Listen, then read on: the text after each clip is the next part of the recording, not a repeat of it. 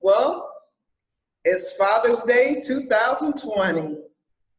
Thank you so much for allowing me to moderate such a great session with three debonair men that I know. And I just want to say before we get started, happy Father's Day to all of the fathers worldwide. And we thank God for you. You know, Mother's Day gets such a big push, but I am just happy to be in the company with three great fathers. And I am very happy to be able to host this. And so with that being said, I just kind of wanted to start out with just a little history on Father's Day, because like I said, you know, we always blow up Mother's Day and you all go above and beyond for Mother's Day. And then Father's Day, you know, we used to say it gets such a bad rap. Yeah, go ahead and say that. No. I've been in the company of some great fathers, and I have a great husband that has been a great father. But I just wanted to just kind of give that just a little brief history on Father's Day. There was a woman that she was sitting in the church on Mother's Day listening to the Mother's Day message. And as I read, her name was Miss Dodd, D-O-D-D. Her name was Sonora Smart Dodd. And she was being raised by her father. And she had 5 other siblings. Their mother had passed in childbirth. And so after listening to the Mother's Day message, it says in the Central Methodist Church in 1909, she was bothered and she wanted to really honor her father for raising she and her 5 siblings.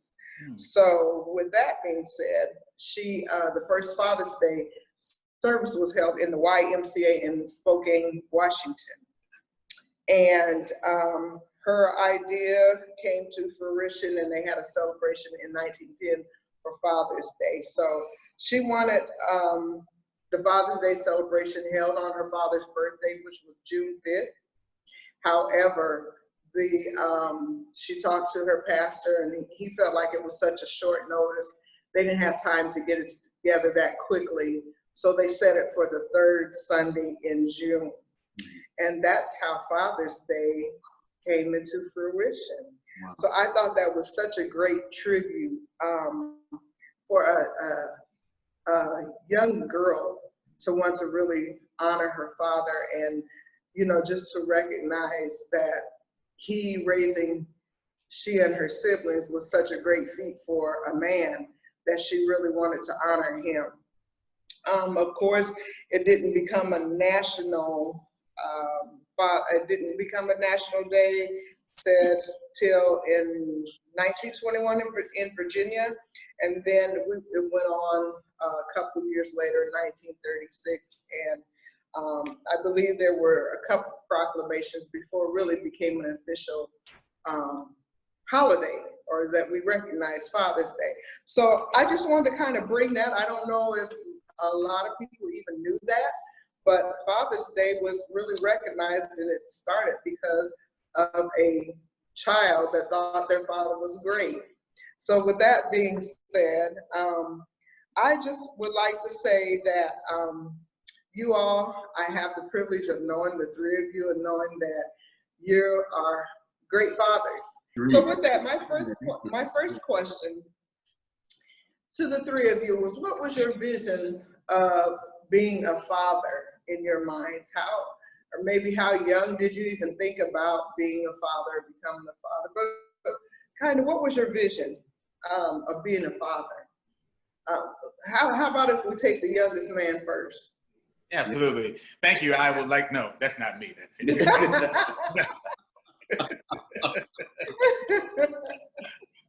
Yeah.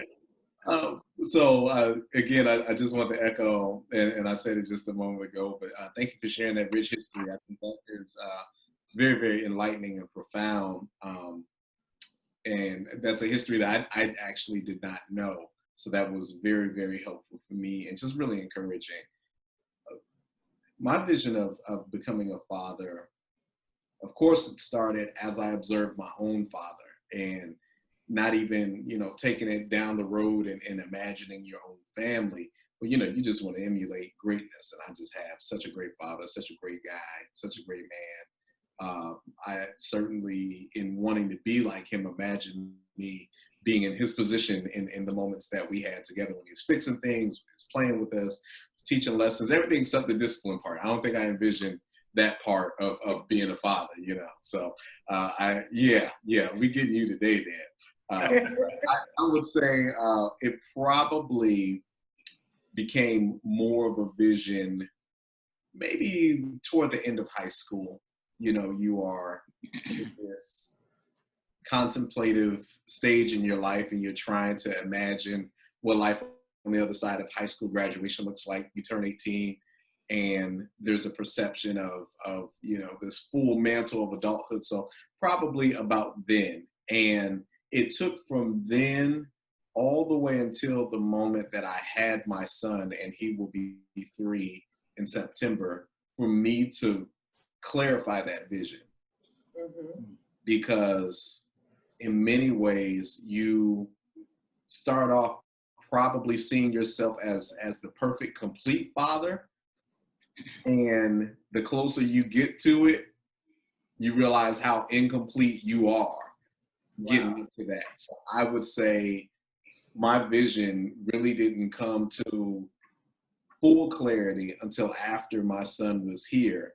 And that's when I said, no matter how ideal I would want the circumstances to be, no matter how much runway I want to give myself to be prepared and to work out the flaws and the kinks and to get the knowledge and the skills together, the moment where he crossed into this world, I'll say it that way, that's when I said, this is what I got to work with, and I got to run from here.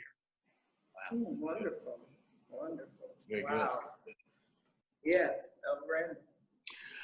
Wow, great question. The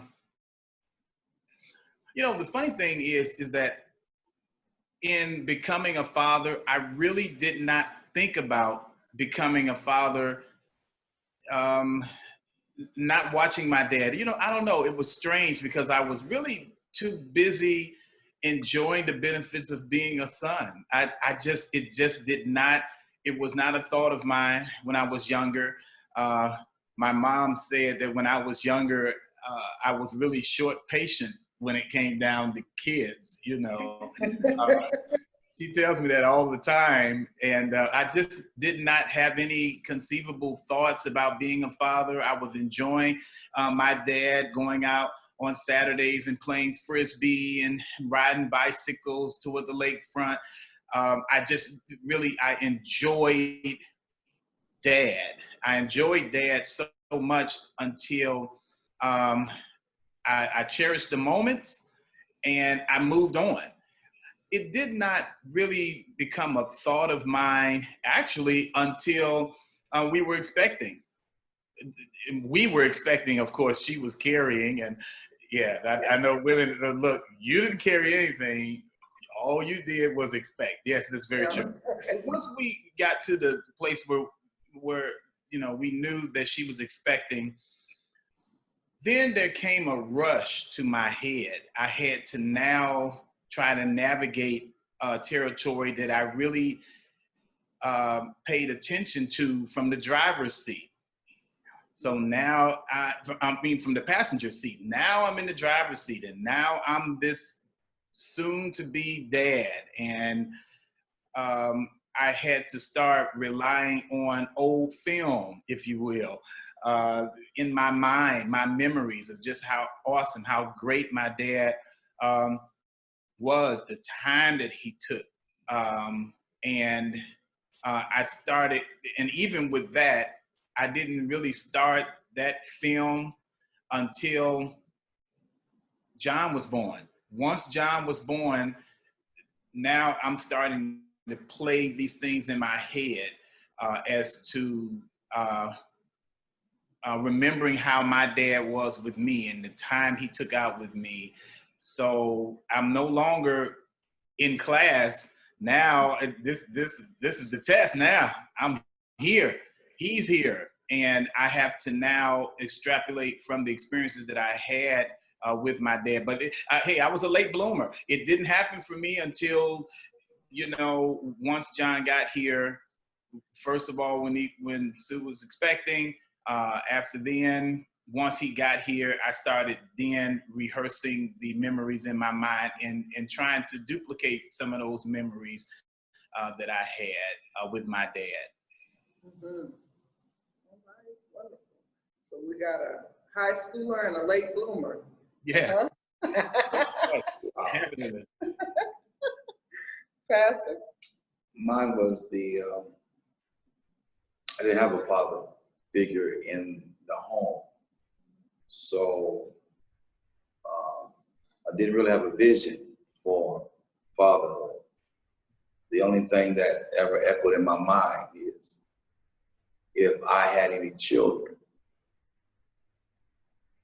what I would be to them, not having an image or a blueprint or just an idea. It was something that I guess I formulated what I was missing into what I could be. Wow, awesome. That's good. And so oftentimes you'll find a great surplus from a deficit. And that's what gave me, I wrapped my mind around that. And so I had a conversation with myself, with my first son. And I said, I've never been a father before, so I don't know what to do. But if I learn not what to do, then it's better than not doing anything. Absolutely. Wonderful. Wonderful. So with that, can I just ask, maybe even from the time that you realized that you were becoming a father, and those things that you did formulate in your mind, has reality met what you thought, or has reality of really being a father, did that kind of gel with what you said in your mind? This is how I'm going to do, this is how I'm going to execute fatherhood. These are my intentions. Has that really met? Anybody can take it. I'll go, and my answer is absolutely not. I was in way over my head when I got started with this. I was watching my dad. He was doing great things. I took all of the notes in my mind and my memories, and all of that betrayed me. Because the fact of the matter is that when a person is really, really good at something, they make it look easy. And so for me, I'm saying, okay, I'll capture the moments that I remember. And, the tough thing about that is, remember, my recorder was going on, but I wasn't paying it any attention. So I might have been an infant, but my recorder wasn't on then. All I know is that I had experienced love. But my dad was doing more than just smiling at me and tickling my feet and, all those things. He was getting up at 4 a.m, going to work. Now that's the part that, children most benefit from, that they don't necessarily, it's not necessarily in the seams of their memory. Well, for me, my dad made being a dad look easy. But when I became a dad, I needed more than film. I needed prayer. I needed counseling. I needed other people in my life to help me, because for me, it's an awesome task. It's an awesome responsibility to be a father, and your desire is to get it right. I admired what Pastor Clay said about the fact that, hey, what I started doing was I started learning what not to do. I think that's awesome. Learning what not to do is better than not doing it all. I think that's awesome. So we all have this moment of shock because we start this fatherhood thing, and then as soon as we get rolling, saying, okay, well, we're it got good momentum here, then something goes wrong. It's like, well, the baby didn't go to sleep that night. They stayed up all night, and now I got to go to work the next day. Those are things that, Dad, why didn't you prepare me for this? Why didn't you tell me, that it would be this tough? Or to look into the eyes of your child and say, I really want to take the best of care with you, and I'm concerned because I want to always be in the position to cover you. And being a father, then next thing you know, this fear comes over you. And my dad seemingly did not have any fear. At least I didn't see that. But now I'm looking in the eyes of my son, in the eyes of my daughter, and guess what? This emotion grips me that I can't really compartmentalize, because I never saw it with my dad, but I'm sure he had it. The fear of, not being able to do, the fear of trying to protect them from things that they don't know about. That's a daunting responsibility. And so the weight of fatherhood comes on me, and guess what? It comes upon me, and nobody's around to help me to shock absorb it. Not Pastor Clay, not Quinton. Oh, I'm sorry. No one's around to shock absorb that moment. I'm actually sitting there looking at my future, and the concern coming over me. Am I going to be able to do everything right? Am I going to be able to shock absorb them from some of my experiences, like maybe my dad did for me? So, the playbook, you almost have to throw out the window, because the playbook worked for the first 10 minutes, but as soon as John needed a diaper and he got a fever, there was nothing in the playbook to help me. I had to just think of something. So so that's my word on that. Yeah.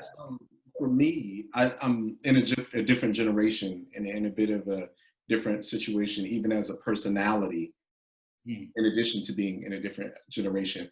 For me, I'm a researcher, I'm a reader. I love data, I love analysis, I love sociology. I love to study groups and people and understand how the behavior, the norms, the values, the language all affect the individuals. And, especially having gone to college and spent a lot of time dealing with world cultures and world religion, and just really spending time with all that.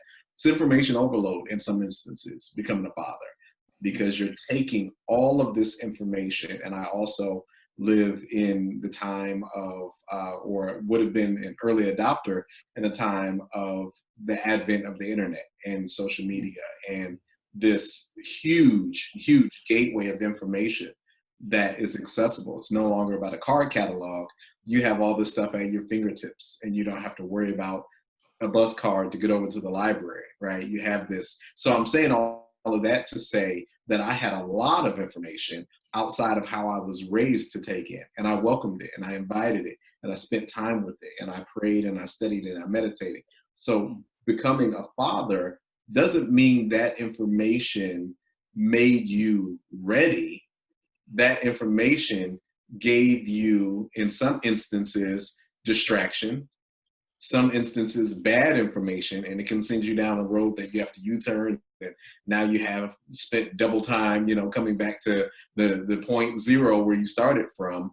And then in other instances, it gave you some hope, because a lot of that information conflicts so clearly, all the parenting books and articles and all that, it conflicts so clearly that that you're going to make mistakes, and that there's not a right answer. So I didn't end up spending a lot of time on the fatherhood side searching for the right answer, because it became so clear to me that there wasn't a right answer. However, I did spend a lot of time trying to wade through the junk, right? And there's a lot of information and misinformation, and you say, okay, I'm gonna try it. It's still trial and error because every situation is different. You're different than the dads, and your kid is different than their kids, and you have to spend more time in the trial and error. So that, for me, is what created a bit of a dissonance between the reality and my expectation. The other thing that was kind of different was I spent a lot of time thinking about the outcome. I was not fascinated in the same way as other people were infatuated with the baby stage. I looked at the baby as a grown man. As a matter of fact, there's a great book out there that is titled, and I'm paraphrasing the title, How to Raise an Adult. My goal on day one was not to be in love with this baby. My goal was actually looking at the adult. And I felt the weight of the outcome. And I'm not saying that because it was the right thing or the good thing to do. What it did is it made you all remember items from Concentrate. Remember they used to sell the little orange juice cartons from Concentrate and the cranberry juice cartons from Concentrate. And it's that thick, syrupy liquid, and you'd have to mix it. So if you wanted orange juice in the pitcher or cranberry juice in the pitcher or apple juice in the pitcher, you'd have to pour the concentrate with the water and mix it. And I think I made the early experiences difficult, very, very difficult for my wife, admittedly, because I was focused on the concentrate. I was putting everything into this very little carton, everything into all of these little moments, because I wanted to set my child on the best road possible and create the best foundation. So I think in some instances, I was completely present, completely invested, and loved the infancy stages. But part of the reality that was different than my expectation was, I needed from day one to figure out how to let that breathe a bit and not put so much intensity into every moment and every decision. And that's not something I anticipated. Wow, that's good. Yes, yes, three great perspectives. And I can say from the parental point that we know there's no playbook when it comes to parenting that anyone can follow other than the Bible. But we know there's not a playbook for parenting. And all down through time, there's been doctors, PhDs, psychotherapists, psychologists, all of these that have written books on parenting. And I think you all have said it so clearly for someone who may just be becoming a parent even, or has not become a parent as of yet, a father even. That there's no book, you know, you have to find your way. You almost have to find your way. And with that being said, how did you feel holding that baby for the first time? That first child, how did you feel as a parent? We always ask the mother that, how did it feel when you saw that baby and you held that baby? But from a man's perspective, we'd like to know, how did that feel holding that baby for the first time? Come on, Dad Clay. Just see, that's been almost 42 years. I want to see some man tears today. I'm working at it. I'm working at it. Since I'm the youngest, I would have been that baby you was talking about. So please make it good. That's the most recent baby you had. Now don't make me come over there and jump in your arms so we can relive it. Right. Yeah. There you go. If I can go back in history,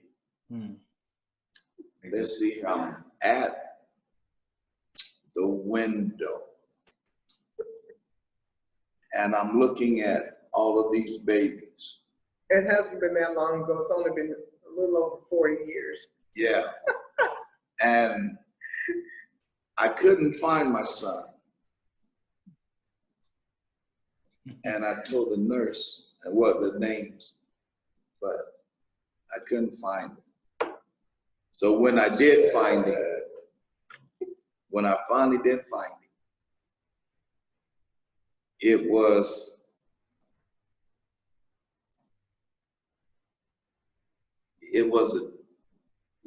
a walk down through Miracle Lane. little tiny hands, little tiny feet. Then my mind's racing. What part of this child looks like me? And then I said within myself, babies are not cute.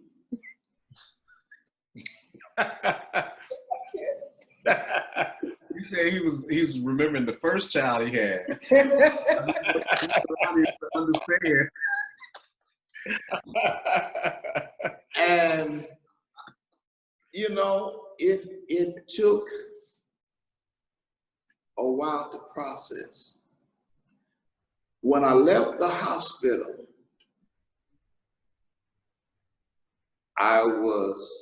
it felt like I grew up. And growing up, the first thing I did when I was talking to myself, because my life was, I wasn't the, I didn't feel I was the right person to be a father because I didn't live, I felt I didn't reach that bar as a father. But I told myself, I'm going to have to get myself together. This is me. I'm talking to myself now because I have a responsibility now. Now, I had to change my lifestyle because the lifestyle that I was living wouldn't have been conducive to raising a child properly. So I had to challenge myself. Actually, without getting too personal, I made myself grow up. And I said, and I kept a promise, if I had any children, what I would do. And I really did a 180 in my life. I changed the way that I did everything. And I had a conviction that when I observed that child, my first child, and I had a responsibility. He didn't ask to be here. And it was my responsibility to give him everything that I could. But I knew I had to change my life to do it. And that's what I did.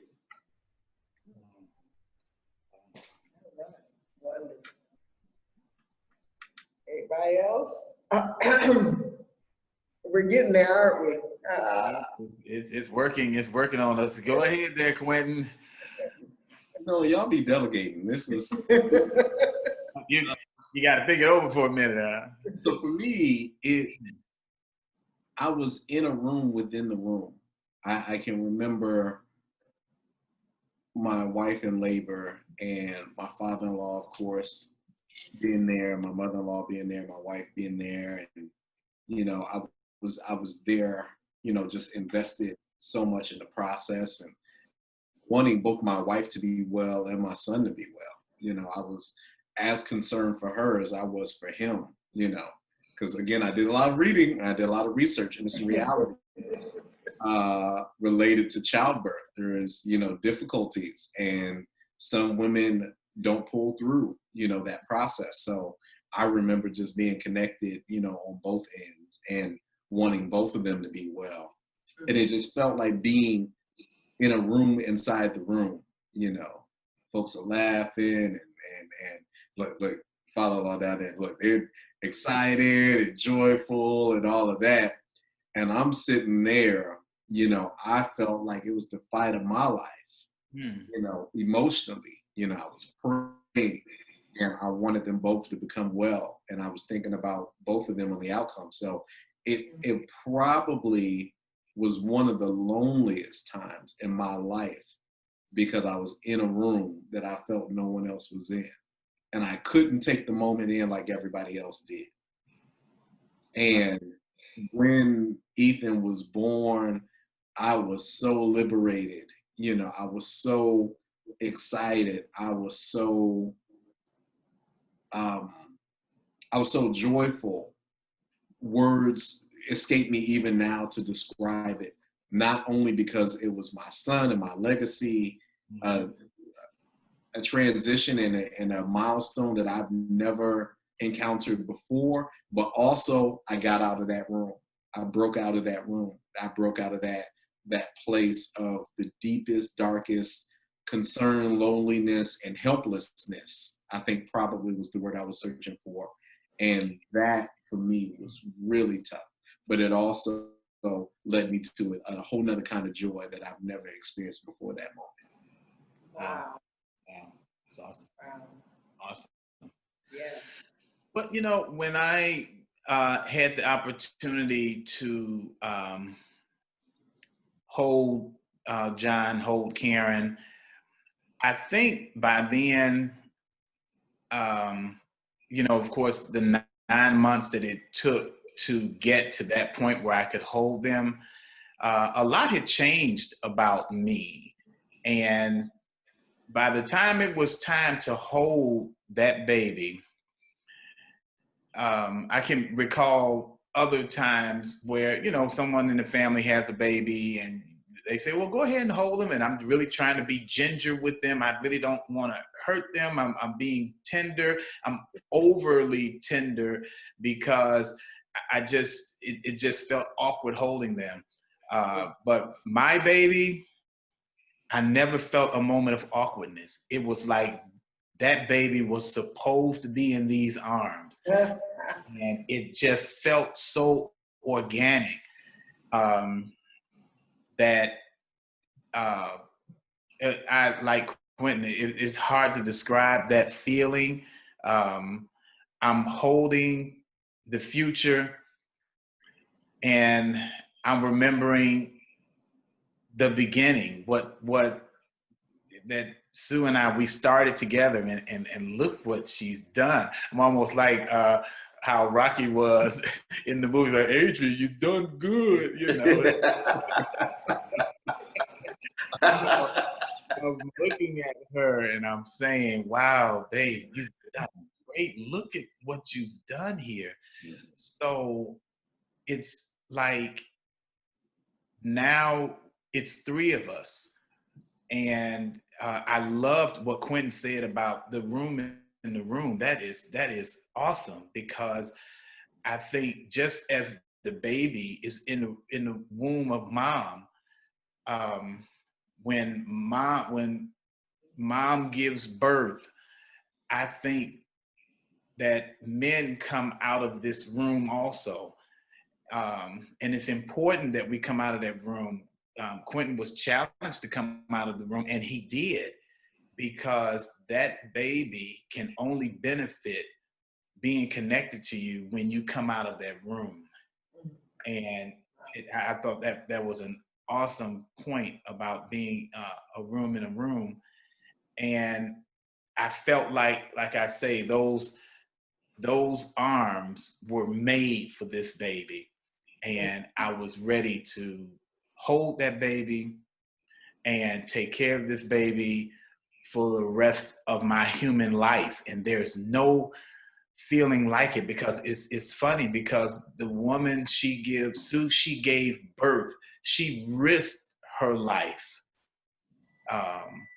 Karen risked her life. Countless moms, First Lady Clay risked her life to bring a baby here, that once it enters into the arms of the father, that father is now prepared to risk his life to preserve that baby's life. And so that's an awesome moment. You guys are awesome guys, I tell you. Yes, indeed. I'm loving this. I really love the analogy, room in the room. Yeah. That room in the room. And I heard the 3 of you say it in your own way. Pastor said it when he said, I grew up that meant he left that room where he felt like he was at that point, you know, and then the two of you just said that wow, that was perfect. Room in a room. Perfect. And with that, I'd like to ask you, well, I'm sorry, Quinton, I don't think you can answer this question yet, but what is it like being a girl dad? You know, that's kind of the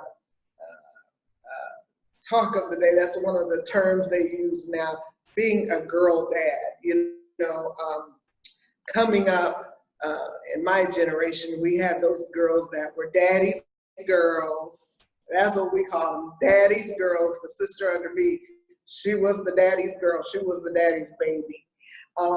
They say I'm the mama's baby, but anyway, I love my daddy. But what is it like being a girl dad? If I can jump Girls on are challenging, so that's the reason why I'm pulling this out. if I can jump on that first, man. Now, let's see here, 42, July 2nd, 30. She's 39. Mm-hmm. Misha's 39. So 39 years ago. He became a girl dad. Now,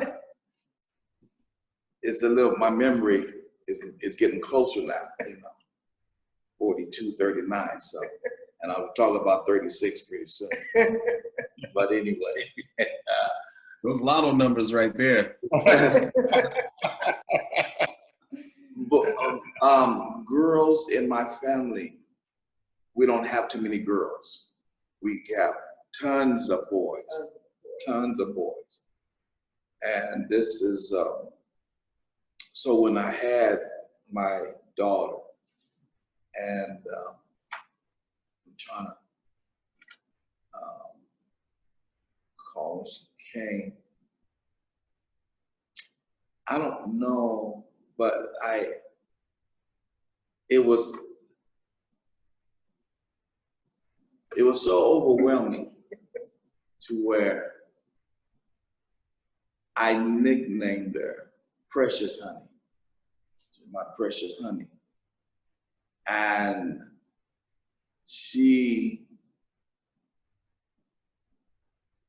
was a tomboy from Jump Street and had a temper out of this world.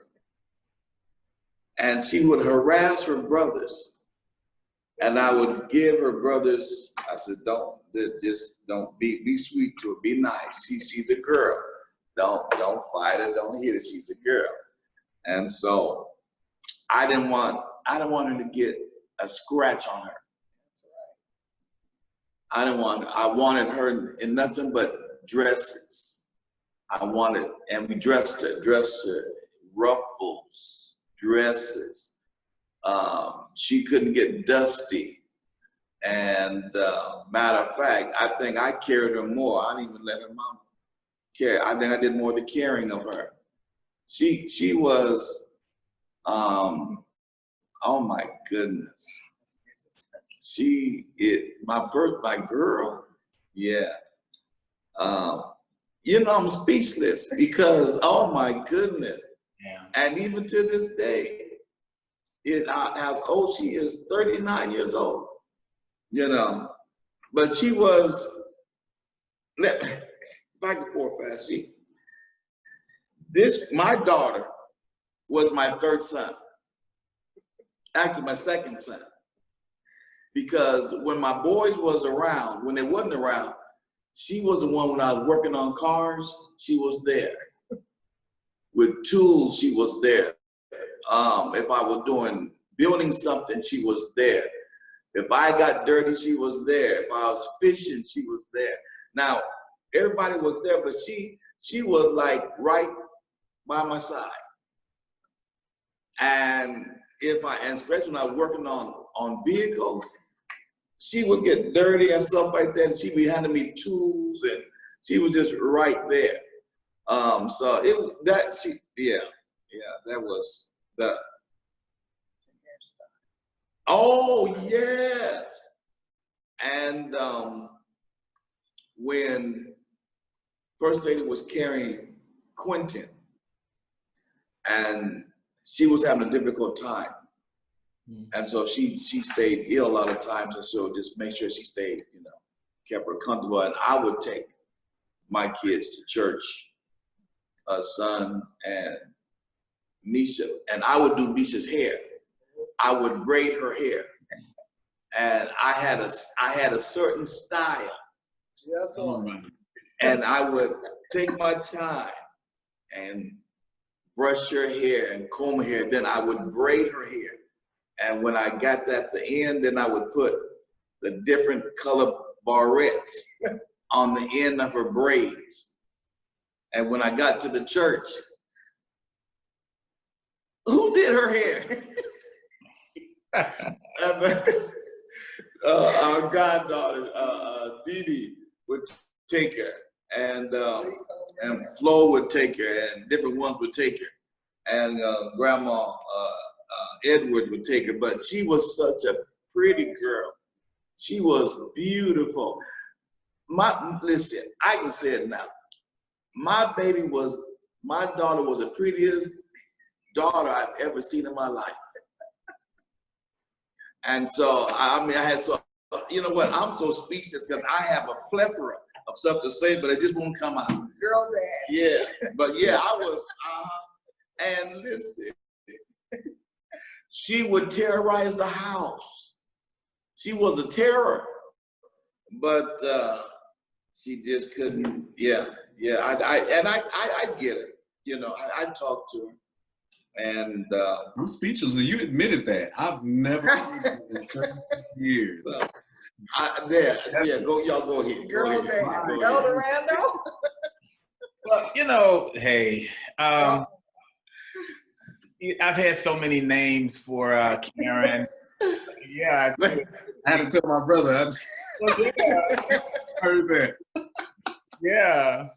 I've had so many names for Karen, you know, being the girl. Karen was the challenge for me because Karen was a girl. And so now I'm looking at someone who is like me, but not exactly like me. And just like from the very beginning, when Sue was pregnant with Karen, I would lean in, like with John, I would lean in to John and talk to him.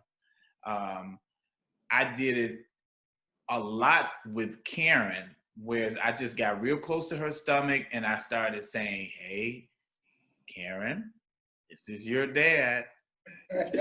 My voice." And I would take my fingers and I would rub Sue's stomach, and I found Karen's fingers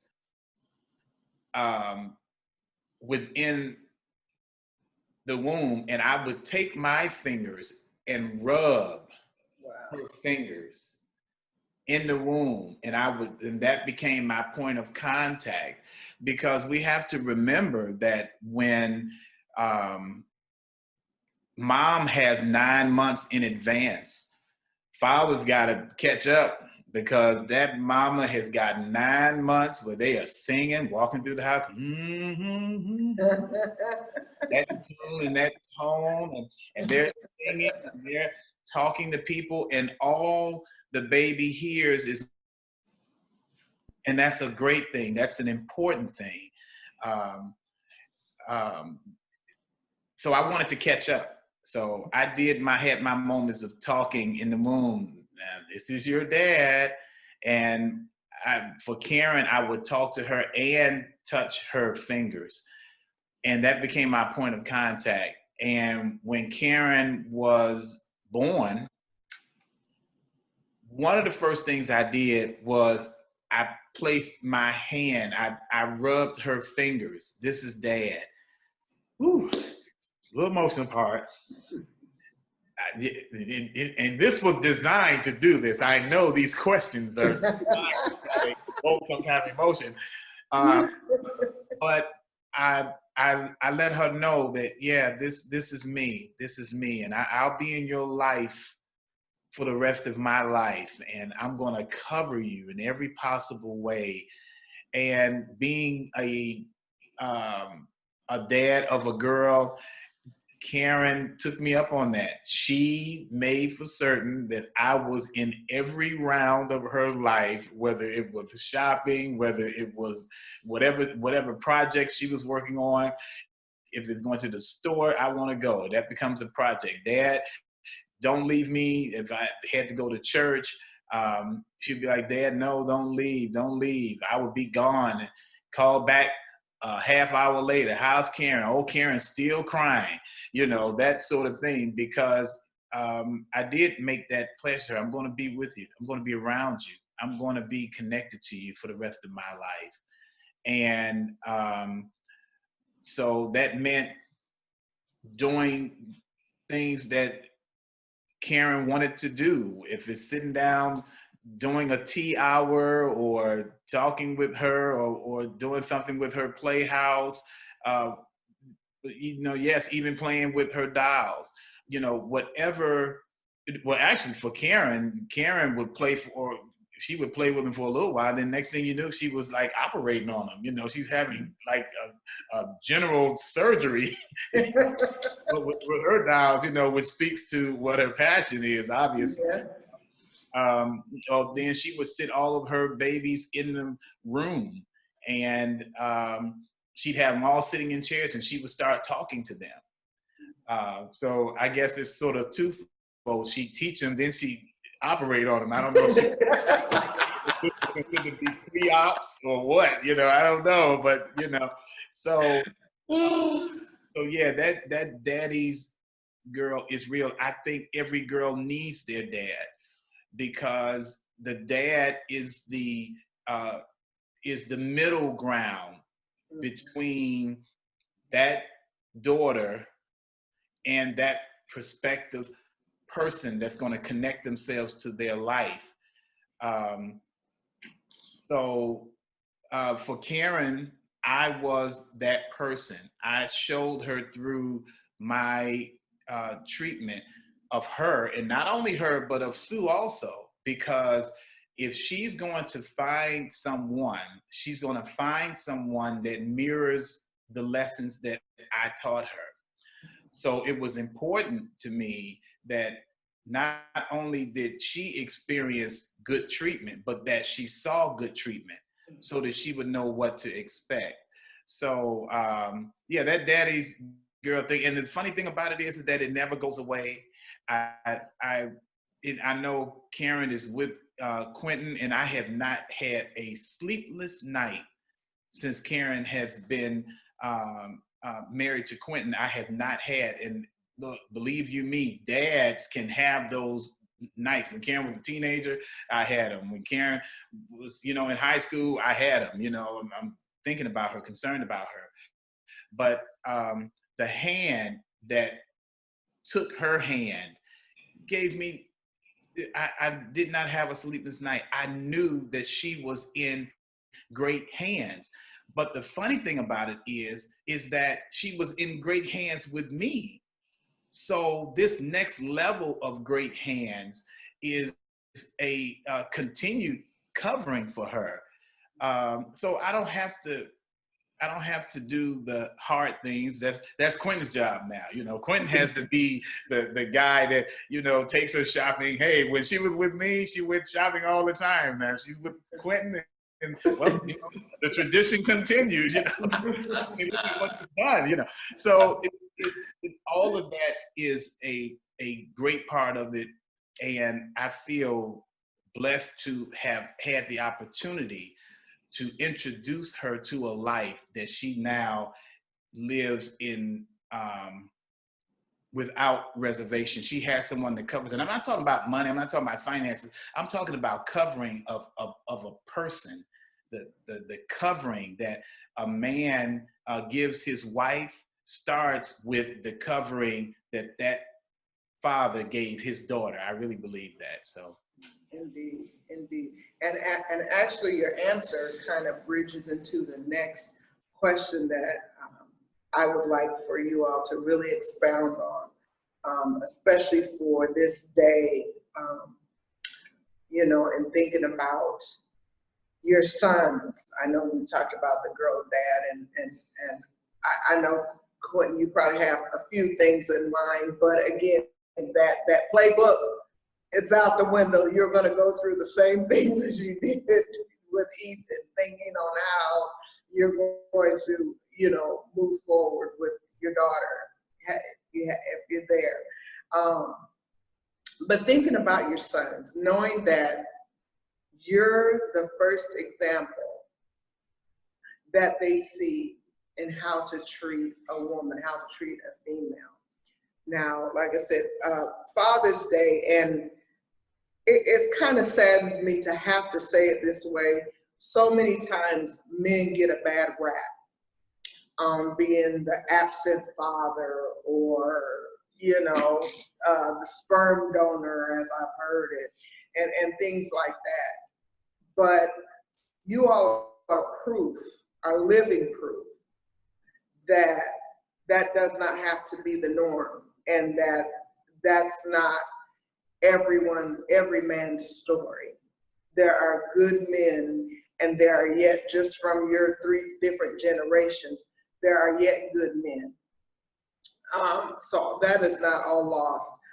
So with that in mind, knowing that your life is intentional, not that you're putting on a front or living differently than you would, but you're living as a man knowing that your man-child is watching, and you're that example of how he's going to treat females in his life. Expound on that. Let's it's a big undertaking, because we all live and learn concurrently. We're living parallel roles. We are husband, son, father. We are climbing and we're being followed. We are chasing and we're being chased. And I think the most important thing is to be honest about that journey. And the best example is an accurate one. Even if it's a bad example, be accurate, right? Be straightforward in embracing and understanding that, because that's where improvement and that's where change can happen, both improvement within yourself as a man, but also improvement in the generation that comes after you. And I think there's a level of openness that has to be there for this generation. We don't live in the 30s or the 40s, where the laws and the culture have influenced the way that we see genders and abilities specifically. And I think one of the examples I'm living, and I wanted to intentionally live for my son, is understanding and empowering and equipping both parties in this marriage, both man and woman. I want him to understand that there is a support and a reciprocity that's there, and it doesn't come with limitation. More specifically, his mom's career goals are as important as my career goals, right? His mom's education is as important as my education. And it's a lesson that he won't see now, but it's a lesson that, because I'm doing it now, and because I'm teaching it now, it can be taught when he's old enough to understand it. When Karen and I got engaged, she was in undergrad. She was pursuing her bachelor's degree. And at a moment, being excited and being young, there was a thought of, okay, you know, how do we do this? And the answer for me was, that was your goal before you met me. And I'm gonna make sure that you see it through. I'm not gonna be the reason that you stop. So I wouldn't let her slow down.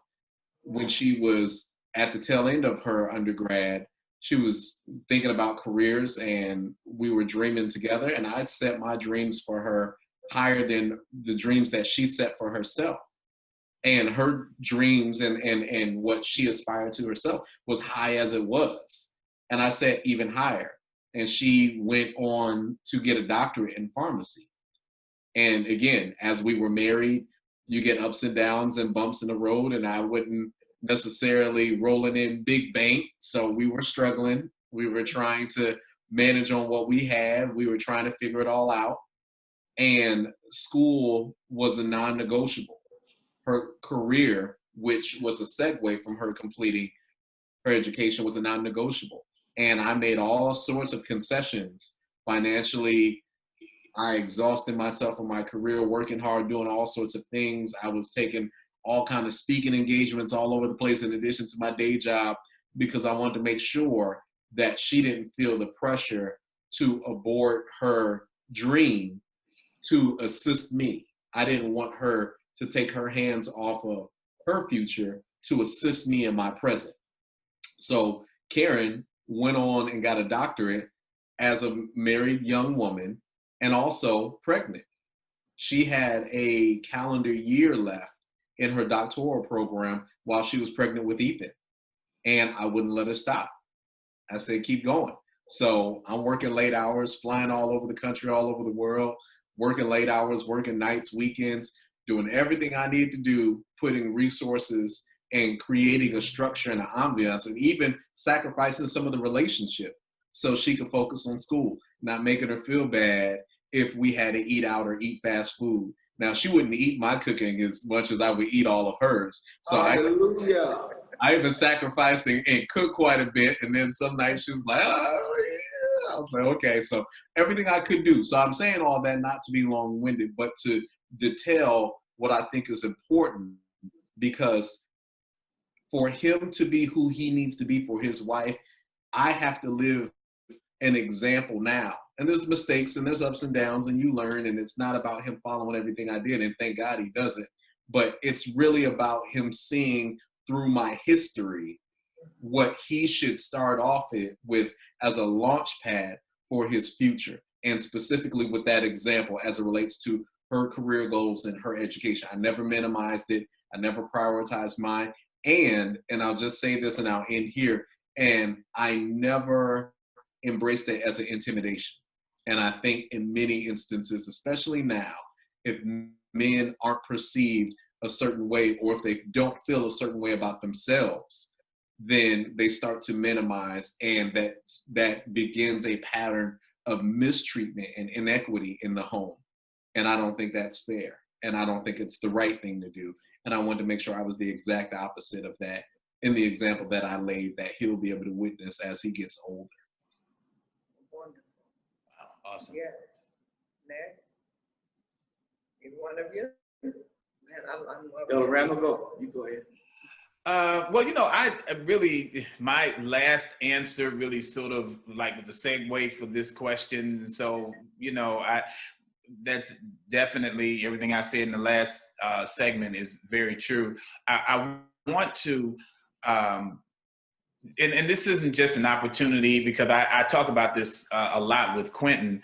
The fact that, I have watched how Quinton is within his family. Being dad and being dad's girl, my eyes they are fixed on relationships, because her first relationship was the one that she had with me, dad and daughter. This relationship is one that I, purpose to stay out of, but staying out of something doesn't mean I can't watch it. And I watched their relationship, and I watched Karen and Quinton, and I looked in Karen's eyes just like I did when she was a little girl, and I saw the sense of security and the sense of connection. And so I can definitely vouch for everything that Quinton is saying. Quinton literally, when he said that Karen had her goals and Quinton said, no, higher. The point is, if you look at it physically, what Quinton was doing was he was lifting his wife above himself.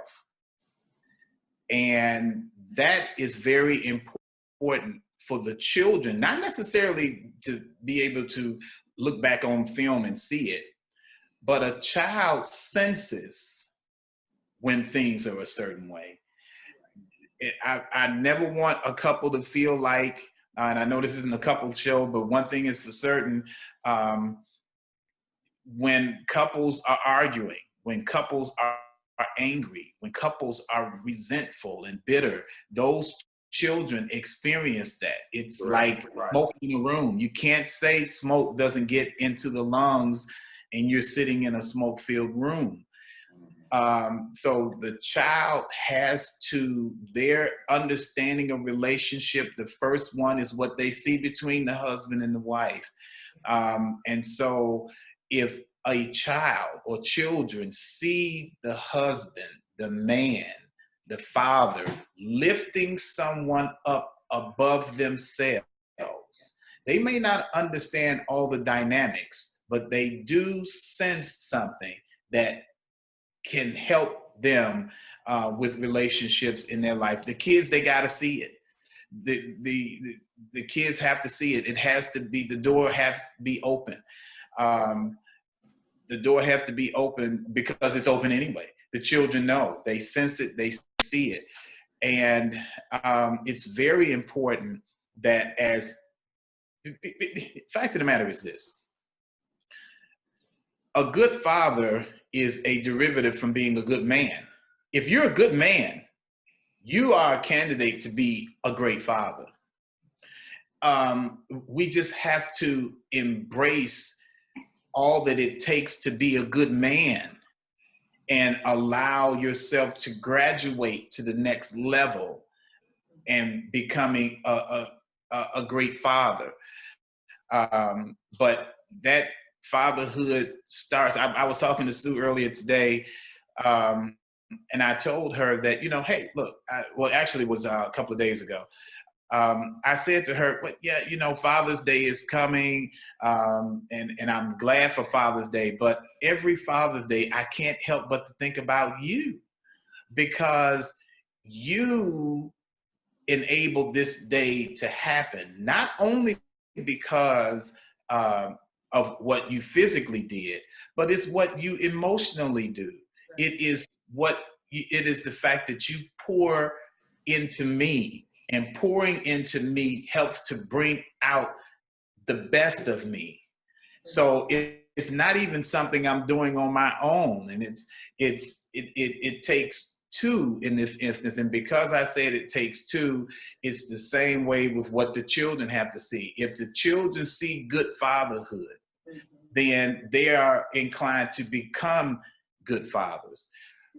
If in Pastor Clay's case, where he did not see that, look at the miracle, because even when he didn't feel like he had an example of a father, there was the father who was surrounding him with his example. And as time went on, the Father in heaven gave him a strategy that came from a father. And you become great at what you first become good at. And my wife, look, believe you me, as all the fathers here can say, hey, look, we don't always get it right. We have a strategy and a philosophy, and we say, well, yeah, we're going to do this. And I know sometimes the wives are like, I don't know where he got this strategy from. That strategy doesn't even make sense in words. Please don't put it on paper, but that wife, in the presence of those children, they celebrate us. They celebrate the men. They celebrate the fathers. So we wouldn't be great fathers without them. I don't know. They have a sense. They have the ability to be great mothers without us. I'm sorry. It's just true. But on a more serious note, they have to see the example. They have to see. There have been times when I've been transparent with the children and with the kids and told them, hey, look, you know what? Your mom said this, and I decided to go a different way, but your mom was right. And there have been meetings that I've had where I've said, hey, look, your mom, she said this and she was right. That's something that I should have done. But I should have listened to what she said do, because it made more sense to do, because what I was trying to take out of the room, out of the family, was this sense of bravado that says that, well, I'm right because I'm the head. And you know, and by doing that, it broke this philosophy that suggests that fathers have to be perfect to be effective. I can be a great father by saying, hey, listen to your mom. She makes more sense than me in this moment. And I've done it. And I'm not ashamed to do it, because what it's helping the family to understand is that it takes all of us to make a complete family, and not a perfect family, because that's impossible to have. But we can be complete if we rely on respecting each other, and they learn about respecting each other by seeing respect. And if I, being the head of the household, entitled, can say, hey, listen, you better listen to your mom, because, you know, my idea is just, I don't know. In fact, my idea, as I'm writing it on paper, if the paper is actually catching on fire, that's how bad the idea is. I'm writing the strategy out, and it's literally burnt, being consumed in my hands. Listen to your mother. She knows what's right. And what the kids develop is they gain a sense of, well, you know, dad isn't trying to rule. He's trying to lead. And there's a difference. Mine was the. Can I interject something real quickly? No, here? no. But go ahead.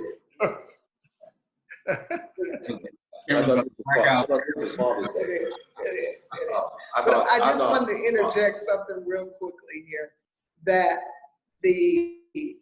I think Quinton clearly displayed, again, the question, really. He clearly displayed exactly the precedent that is set in the home. You know, and we're in a unique situation because this is father-son and father-son-in-law right now. But just to hear him talk, I'm saying that's what he saw in his home.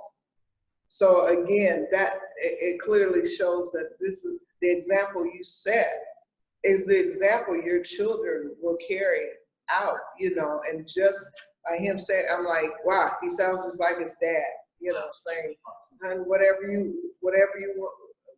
gonna do, I'm gonna stand behind you. You know, when I went back to college after 10 years, he's like, if that's what you want to do, you know. So, and he never said, no, stay in the home, you have children to raise. He said, we're going to do this together. And just to hear a father's sons really give the example of what he saw. And again, it's so profound, because these are the things that the children, they expel the things that have been put into them. The scripture says by precept upon precept. That example, it speaks louder than what you say. So what they see and what they live actually is what they say. Now, we have probably less than 10 minutes left, and I'm going to let you speak. But there was one major thing that I really want to address. So go ahead, Pastor. Well, you actually said it. I'm sitting in awe, because I taught my sons, and to be the best, do the best, be there.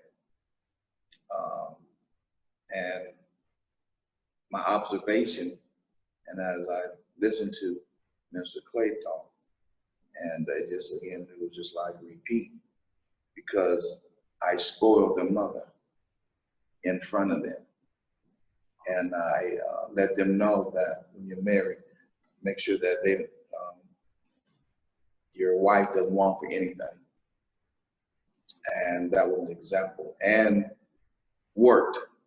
I worked so she wouldn't have to work. I was a provider. If anybody was going to get broke down to where I was going to be, not their mother. And so let me say this, and I'm going to just shut up. I think I have two of the greatest fathers figure that earth has ever produced. And it happened to be my two sons. And that doesn't mean that they've done everything I told them to do. But I gave them the best that I had because I didn't have it. And I shared them, you only got one life to live, you know, and do the best you can. And they did that. And so I sit back, and I sit back in the distance in the corner, but there's not a day that goes by that I'm not proud of my sons. And I told my sons that if I could literally give them $1 million and split the world up, I would give it to them because I had my time and my day. And so to see these great young men raising their children and pouring the same love that I pour into them, all of them are spoiled. I made sure that the mother was spoiled, and I made sure that my children were spoiled. They didn't ask to be here, and the world doesn't give me anything. So I'm going to give them what the world couldn't give. And to see them, it just blows my mind, because again, I tell God, I said, Lord, I want to thank you for just the things that you've given me, which was little, you know, and I poured into them. And the only thing I had really to give them was sweat and love. Mm-hmm. An example to love their wives and to spoil them. Happy Father's Day. Appreciate that, Dad. Thank you, sir. Wonderful. Just one last question. And you all have done an excellent job, and I think you're excellent examples. And like you said, our other son, our junior, he has been a present father in his children's lives, and he has been a hard worker. And he's just, again, I see in him the same thing his father put, you know, in them. He's living that example. We're living in a time now where we're in an upsurgence of race relations. The order of today is Black Lives Matter. You're Black men, the three of you. What would you tell your sons, your grandsons, your sons-in-laws, maybe a young man that you're mentoring or that you just come across that really just needs a word of reinforcement, that maybe doesn't have a father figure in his life?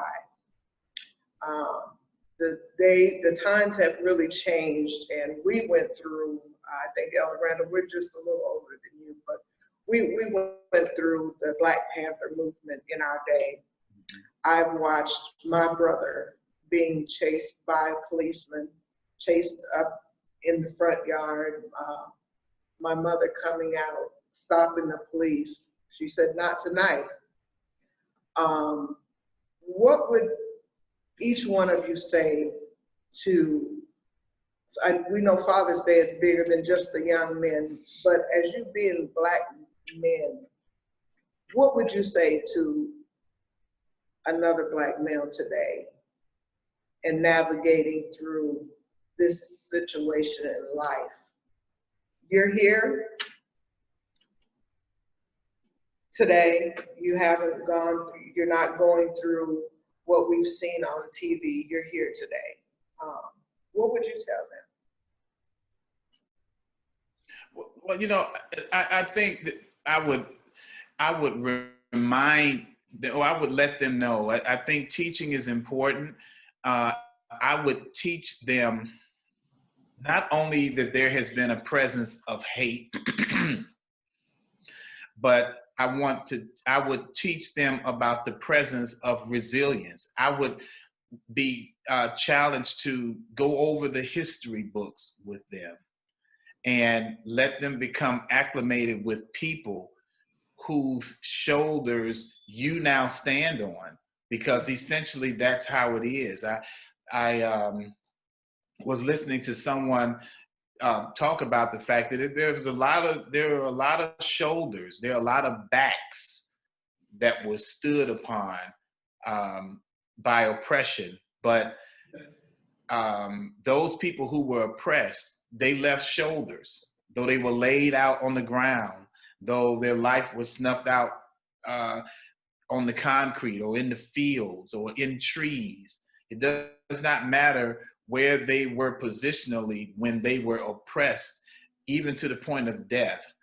But they left their shoulders. Their shoulders are what they left for us to stand on. Even when we've had the situation where someone stood on George Floyd's neck. Even George Floyd, though his neck was stood upon, he left shoulders. And those shoulders are what I would encourage my grandson to stand upon. I would want my grandchildren to be acclimated with history. We didn't just get here. We didn't just, all of a sudden, it wasn't just one thing that happened that turned things around. And it's not one thing that will happen that will keep things turned around. It's actions of people from neighbors to social workers to hospital workers to lawyers. You know, we remember we were taught about the great, Thurgood Marshall. These are people, Daniel Hale Williams, these people who were surgeons, doctors, Nat Turner, whoever, all of these people, I would want my children, my grandchildren, my great-grandchildren to know that all of these people left shoulders. And then I would tell them about the people, Martin Luther King. Martin Luther King actually was standing on shoulders, was standing on someone's shoulder. It didn't start with Martin Luther King. We'd have to go back to the people like Nat Turner or other people who, Jane Pittman,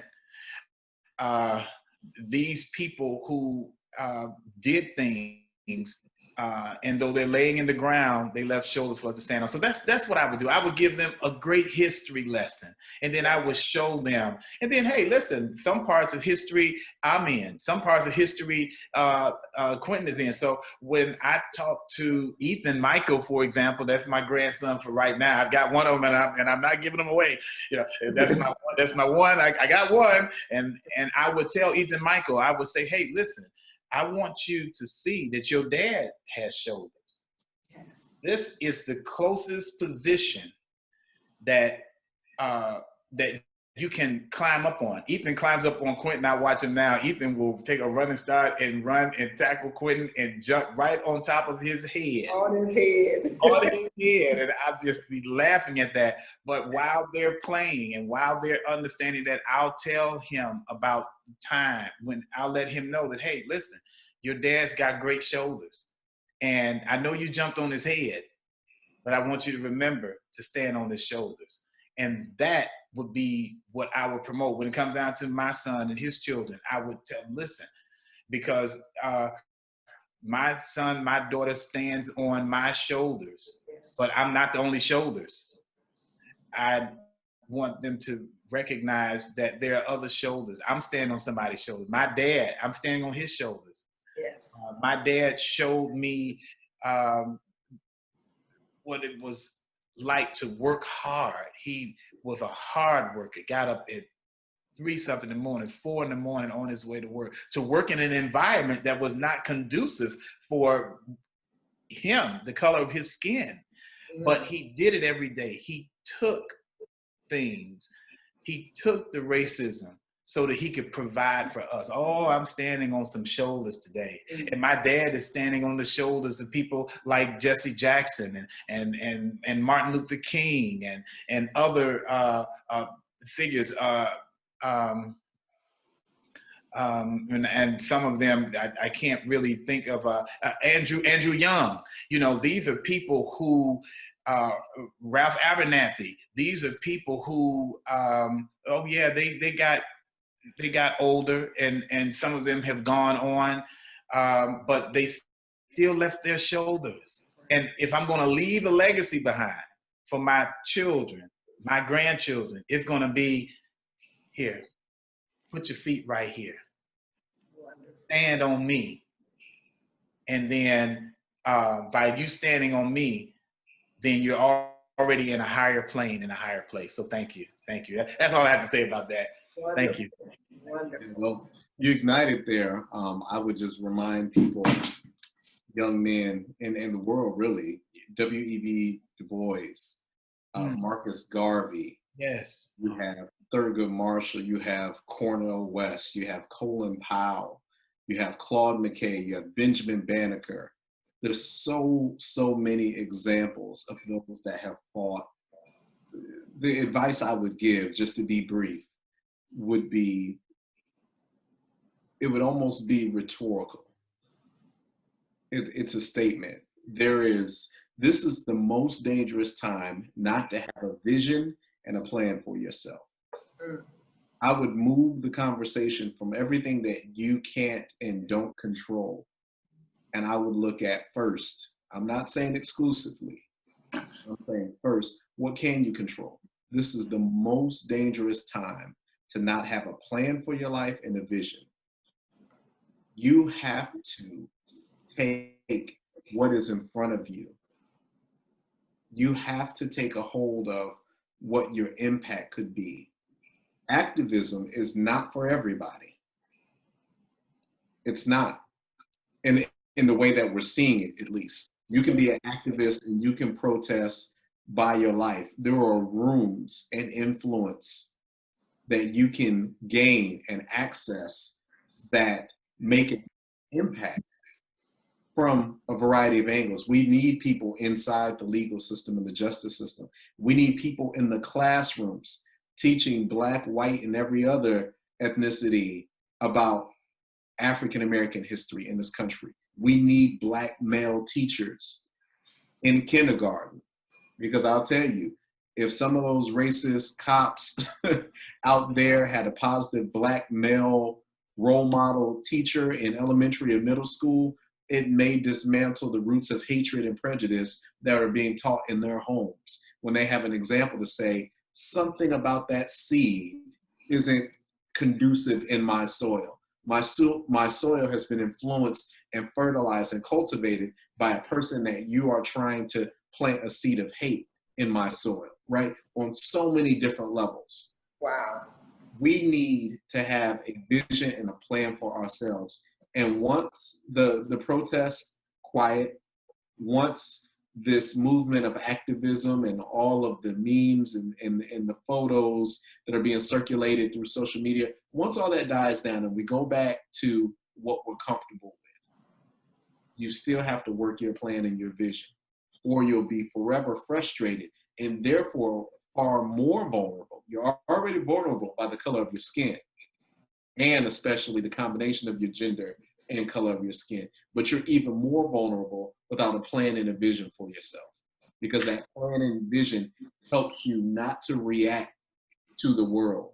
You can be assertive, you can be dedicated, you can be focused, and that even leads and steers your judgment to keep you safe. A plan and a vision helps to keep you safer. Certainly you can't control the actions of others, but when you know what you have to live for and what isn't worth you losing your life for and putting yourself in danger, when you have that anchoring you, you make different choices. And certainly there are those who are making their own independent choices, and that has an influence on all of us, whether you're wearing a suit, have a college degree, work in corporate America, doing something excellent for your life or not. They don't care, but you're more vulnerable is my point, you know? So I would point back to having a plan and a vision. And if you don't know where to start, there are so many people and resources out here that will help you. All you have to do is open your mouth, ask questions, but you can't continue to get up every single day and just react to what this world is dealing with. And that's why we need God more than anything else. That's why we need a relationship with the Lord, because he has a way of speaking and breathing inspiration to us and leading us to those connections and leading us to the questions and the answers that we need. But this is the most dangerous time to not have a plan and a vision. And if you don't know where to start, just start by opening your mouth and asking, and it'll find you. It'll find its way to you. I believe that God will direct you. But that would be my advice. Have a plan, have a vision. It's too dangerous. You're too vulnerable. Awesome. I'm looking at what both of you have said, the history and using what you have. When we can be, if we get in front of the curve, instead of always a knee jerk reaction type of mentality. Good point. You may not be an activist. The shoulders that you are standing on and the shoulders that have empowered you to do what you do. I'm here because, and praise be to God, I was able to unite back with my father. And he had a good relationship before the Lord called him home. But my father figure was my pastor. And I'm standing on his shoulders and doing what I'm doing now. So whatever that you have been empowered with, use that platform. Use the things that have been instilled into you to pass it on to the others. I talk to my grandchildren. I still talk to my sons. I'm a talker. I'm a people's person. I use what I have and to involve or to talk to whosoever will listen. And so I'm engaged. I'm involved with all the ills of the world. We are the word resilient. We have that. We have the ability to climb, to grow, and to move with the tears, with the heartaches, with the hurts. We can evolve and we can do better than our previous generation has done. And so when it's our time and we're moving off the scene, make sure, and I'll say this and I'll give it to our great, what I want to say, moderator. Yes. The Lord told me years ago, if you live a life, this is the verbiage.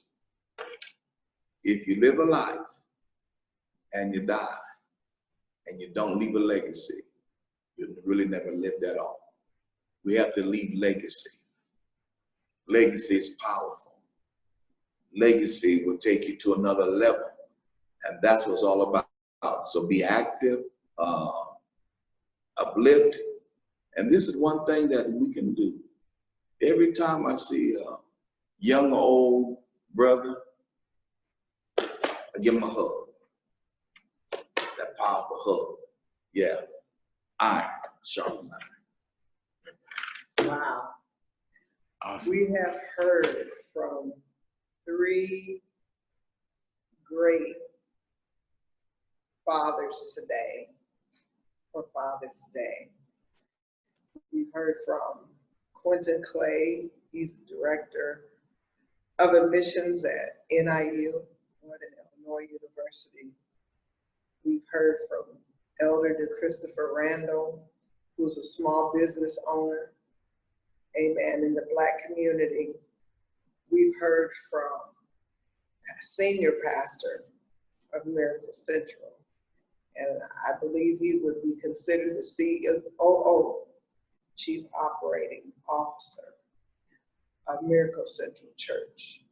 3 great fathers, 3 men that know God, 3 men that are forging a way for other fathers, other Black men. And we thank God for this honor today. So we say to you, thank you for your time.